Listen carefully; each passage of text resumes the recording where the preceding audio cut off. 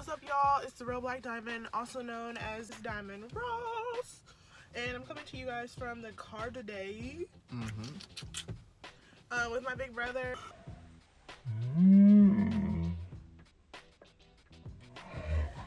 Introduce yourself. Oh, my name is Deshaun Gordon. I got my Starbucks coffee here, you know, so we ready to get into a discussion about rejection. Rejection. Starbucks and rejection. Facts. Yeah. I mean, what do you feel about Rejection Day? Rejection is necessary. You know, you may not always understand it when it happens or, you know, in the midst of it, but I think it always leads to something a lot better. Though you may not realize it at the time, you may need to be rejected from some things, and you may need to reject some people from your life. So the rejection can be that blessing that you didn't even know. Yeah. Usually when God tells you no, it just means he has something better in mind. So, you know, always know that. And I'm going to share a quick story. Story time. And this was low-key at a time when I was delusional slightly. Like, you know, me and Dave were talking about this video beforehand, and it's just funny because certain things that I did when I was young, I would obviously not do now because I've just learned, grown, matured, all these things, but it just goes to show you, like, how my heart is set up a little bit. You know, everybody got a certain way their heart is set up, and it's like mine is, like, sometimes too assumptive. Is that, like... Assumptive? Assumptive? I don't know if that's a word, but assumptive? It is. Okay. Maybe I'm wrong. Yeah, so pretty much, this was probably like 4th grade, 5th grade maybe. But riding the bus, back in the day, riding the bus, there's this dude named Jose Roderick. And I'm going to put his name out there, yeah. I don't care. I don't care about the dude now, but I had a huge crush on him. I feel like a lot of people had a huge crush on him. Let's just put that out there. But anyway, so we rode the same bus, and I feel like we would all be, like, flirting with him because he was cute, and, like, you know, there's just flirty people, and I used to write about him in my diary. I'm a writer, you guys. I've always been a writer. But anyways, I used to, like, write little love notes and stuff like that, and I think he knew I had a crush on him. But anyways, he lived in the apartment building in front of mine, and every time we got off the bus, we would go through his apartment building, and along with some other friends, and then I would go through his building to get to my building. Well, anyways, he was dating this girl named Lori, who's blonde. She's pretty and really nice. But anyways, he was dating her, and they broke, and I think I told him, when you guys break up, just know, like, we're gonna be together.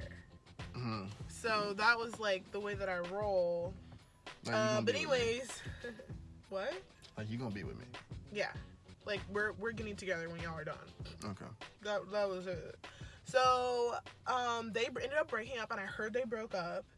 And that day, like, I feel like I was waiting for him to ask me, like, are you like, now I can move on. Are you gonna be with me or what? And anyways, we walked through his building. I walked him through, and I was like, you know, I'm sorry about you, and I heard about you and Lori. He was like, yeah, and I was just like, so, I mean, are you gonna ask me yet? And he was just like, ask you what? And so, you're not gonna ask me out? Like, do you wanna date me? And then he's told me yes. Okay, I don't know if it was, like, in that same way, like, yes, or if it was, like, you know how in the moment, like, as long as it's as close to yes as it can be, you're like maybe? It's kind of like, yeah. Do you know what I mean? I don't think so. I'd be like, yes or no? I need an answer. But even that's weird. Are you gonna be with me? Yes or no? Yeah. So I took that yes, and I took an inch and I went a mile. Okay. Because I was like, ooh, this is my man now. Like, I went and I told people. Oh my God. It's And not your man. then people were telling me, no, actually, I asked him and he said that you guys aren't together. And I was like, what? And then it was like the next day we went through the apartment building again. I feel like I don't know if I talked to him on the bus, but we got off the same stop, went through his apartment building. I was like, so you don't want to be with me? And he was like, no. And I was like, dang. And he didn't want to hurt my feelings because we actually were friends. We were cool, but Those are the worst. that made me sad. It really did. It made me look at men differently ever since. Really? That's what it was. That's the moment. You're like, Ever since. They And no I was good. like, dang, they can be trusted, man. But no, it was good. Honestly, like, we weren't meant for each other or anything like that. I didn't lose out on anything. I mean, what happened between us was an experience, and it just showed me that I have a lot of courage. And I go after what I want. And, nobody else's opinion is going to really stop me from doing that. And people thought I was crazy because I was probably, and at that time I was probably out of his league. And I know he was probably a couple of grades older than me too. So, I should have been able to tell based on who he dated before that I probably wasn't his type. I mean, you can have multiple types. You can have a non-type. I don't know. But overall, the lesson that I learned was... which is the important part. The lesson I learned was that if they don't want you, then it's their loss. So yeah, that's it. What's your rejection story, Dave? Oh. Is it anything like mine? No. You should have went second. You should have went last. Mine is just the only... Wow, that sounds so bad. The only rejection story that I had. I don't have mad rejection stories. Yeah. I mean, you probably get rejected at least once a day. Everyone, right? Oh, I don't know. do Maybe they? not. I don't know. What are the statistics on that? Anyway. Yeah, but no, that's not true. Not once a day. But Anyway, it's gonna be a lot in your life to get where you want to be. Oh, yeah, for sure. You gotta face rejection. My rejection story is just in high school when I went to ask... I'm not gonna say her name because I'm gonna keep her anonymous. Put it on blast, man. What are you No. scared about? No. Say your name. Anyway, I went up to her locker. This girl who was a cheerleader, very popular at the time, went up to her locker with my friend. I will say my friend Dadrion's name.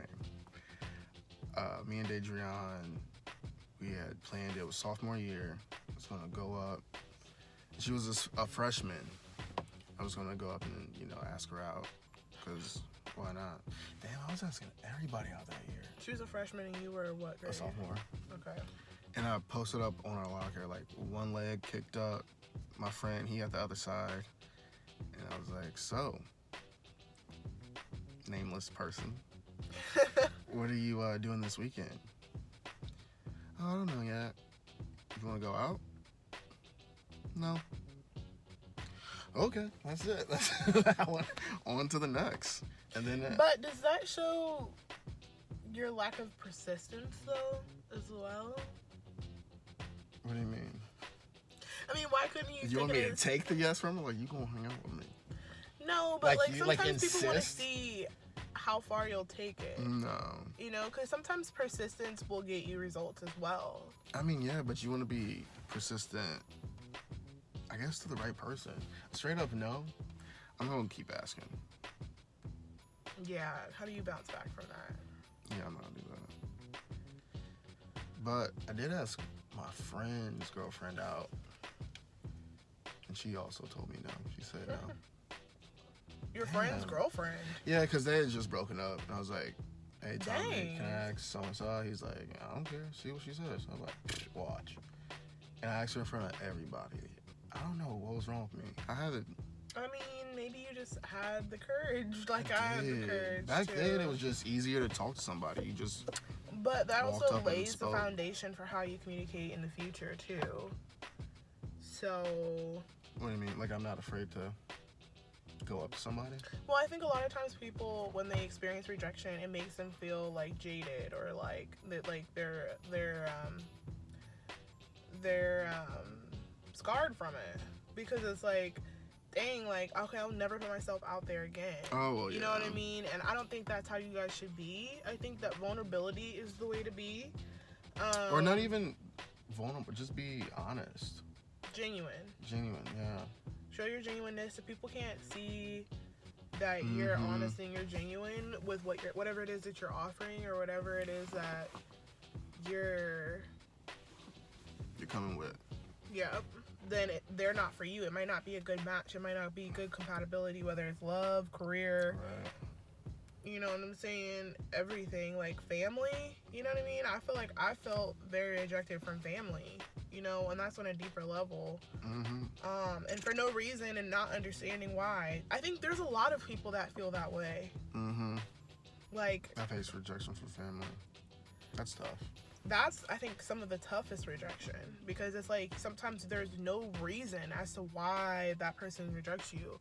I mean, maybe there is an underlying reason, but it's maybe not even a good enough reason, or you don't even know what the reason is. So, you know, sometimes it might be jealousy. Other times it may not be that. It's just like maybe they don't like you, and that's like even harder to accept. You know, but at the same time, anybody who doesn't like you, you know what I'm saying? Like, then they're not for you. And it's like, not everybody is going to like you. So that's like sometimes it's a tough pill to swallow. But you just have to accept that God has a better plan for you. And maybe it's a blessing that person isn't in your life, or the opportunity isn't in your life, because it could be destructive or lead you down a path that God didn't want you to go down. Right. You know, that what's it called? Who? Rejection is protection. That's the saying. Have you heard that? Mm-hmm. Rejection is God's protection. Oh, there you go. Boom. So, I like it. Yeah. Any other closing thoughts though, Day, on rejection in general? On rejection, I would say I was always more of a person of going into a situation knowing that I'd be facing rejection. Just go in. No expectations? I wouldn't say no expectations, but just understand that rejection is a possibility. Like, you need to know, like, you can't put all of your eggs on one basket. Exactly. Like, just accept it. Like, rejection is a part of life, as much as being accepted is, really, if not it more. And a lot of times people use that rejection as fuel to motivate them to be better versions of themselves, or to, like, explore new boundaries, like, even in different ways, you know? You can like, definitely use it. You hear a lot about musicians who, you know, maybe they weren't, you know, signed, they didn't sign for a specific company, or maybe they wanted somebody's attention. In reality, like, that wasn't the direction they were supposed to go. Yeah. I don't know. It could literally be applied to any situation. Literally. Like, if you are applying for a credit card and you get rejected, like, that might be God's way to protect you. Okay. Alright, he protecting your credit. Okay. I mean, it's probably gonna hit your credit anyways, but you know what I'm saying. So, but anyways, we're gonna close this video out. Thank you all for watching. Yeah, thanks for watching, guys. Don't let that rejection knock you down. You know, pick yourself back up and then try again. That's it. Try again. Thanks for watching, y'all. Bye.